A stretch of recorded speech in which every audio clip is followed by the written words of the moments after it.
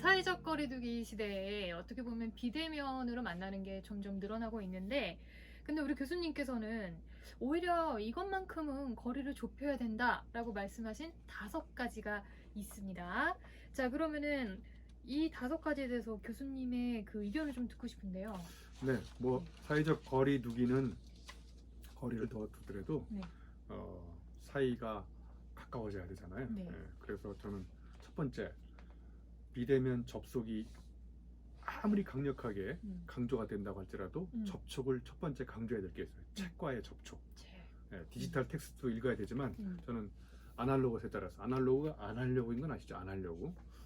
디지털로 안 하려고 읽고 책을 이렇게 침 발라가면서 막 이렇게 책과 접촉하는. 그러니까 책과의 거리는 점점 좁히고 읽을 거리, 거리가 읽을 거리야. 읽을 거리를 많이 만들고. 그래서 비대면 접속이 더 오래될수록 외롭고 쓸쓸해지는 이유는 뭐냐면 책을 안 읽기 때문에 그래요. 정말 고독한 사람이 책을 읽을 수 있지, 외로운 사람은 자꾸 디지털 아무데나 막 접속해가지고 불안하니까. 그래서 인스타에 막. 책과의 접촉, 네.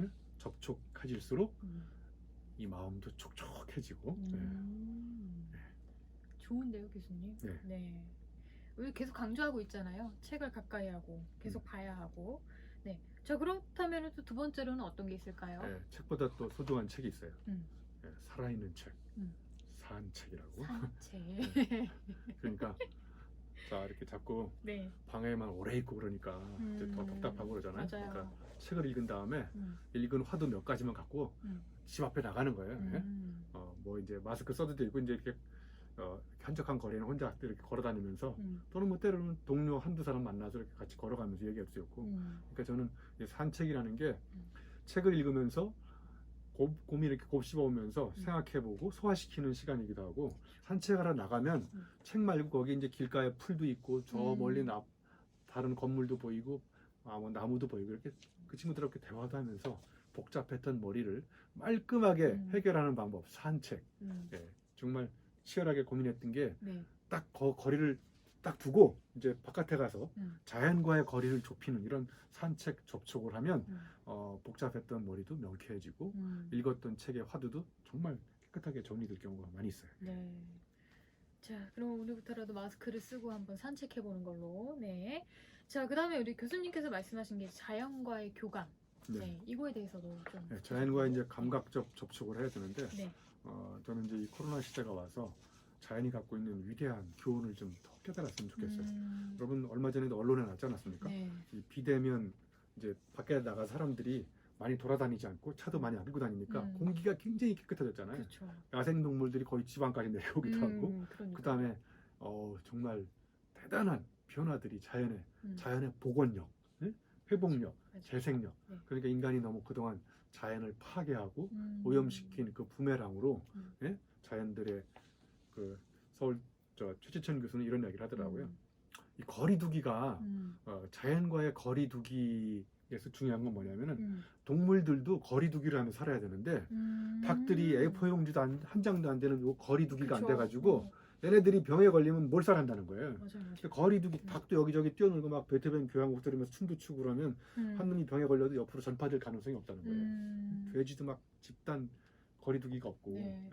그래서 자연에서의 거리두기와 우리가 얘기하는 사회적 거리두기. 그래서 이 세 번째 제가 강조하고 싶은 자연과의 교감, 감각적 접촉은 가급적 시간이 날 때마다 자연과 가까이 가서 동물들 해치지 마시고 자연과 가까이 가서 나무들 이렇게 안아주고 나무야, 나무야 이 날씨도 추운데 어떻게 지냈냐, 날 따뜻한 봄날인데 이렇게 끌어안아주기도 하고 이렇게 나뭇가지한테 이렇게 보면서 참 인생의 문제가 참 여러 가지지만 다 마찬가지구나 이런 여러 가지지만 마찬가지.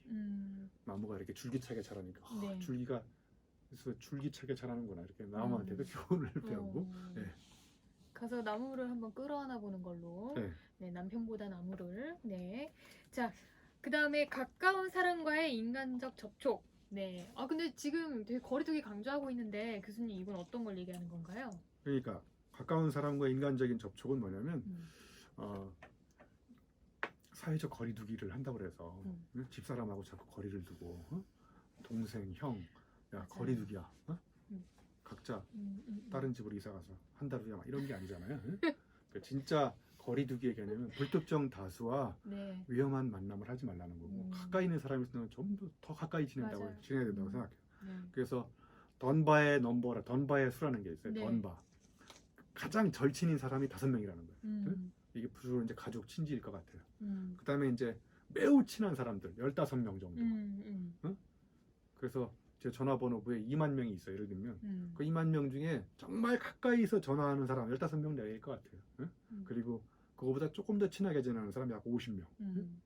그리고 이제 이게 막 100명, 500명이 넘어가면 저놈을 내가 어디서 만났는지 기억도 안 나는 거죠. 그러니까 이런 시대일수록 네. 불특정 다수와 사회적 거리를 두면 둘수록 나하고 가까이 있는 사람하고는 더 가까이서 물론 발열 체크하고 서로 만나야 되지만 그렇죠. 그래서 네.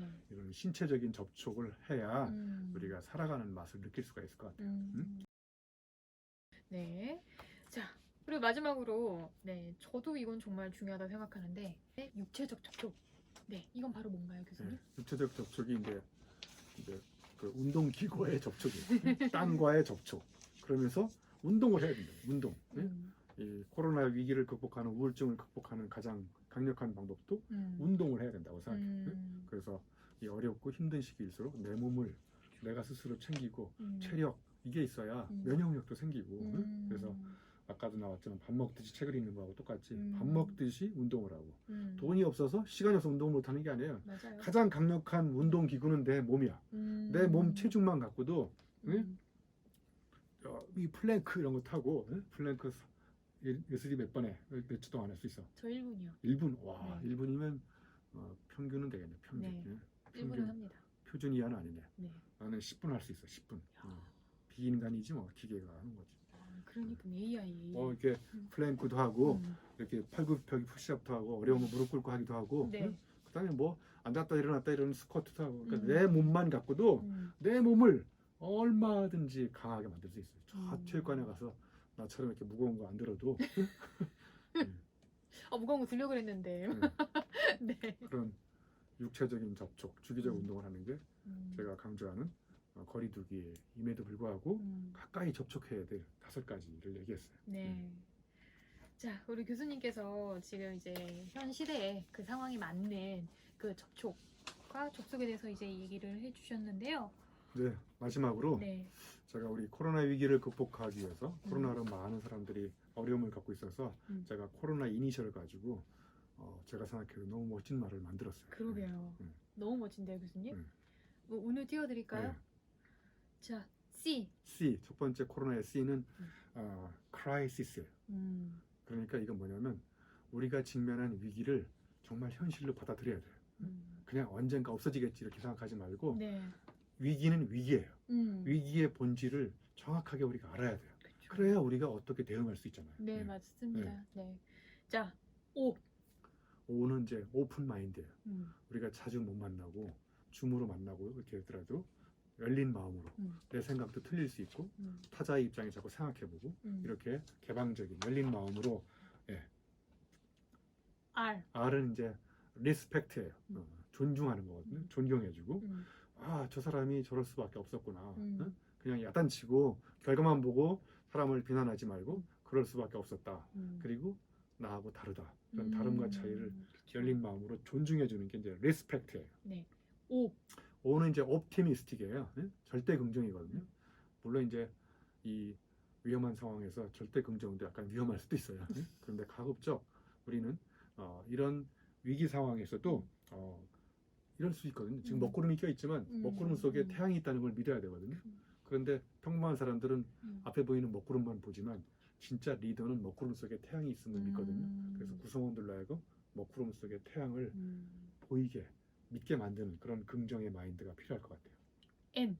N은 이제 now here예요. 저 멀리 미래 이야기 그만하고 지나간 과거 그만 끌어들이고 지금 여기서 우리가 다 같이 작은 걸 나눠가면서 네. 행복하게 하는 방법은 뭘까? 네.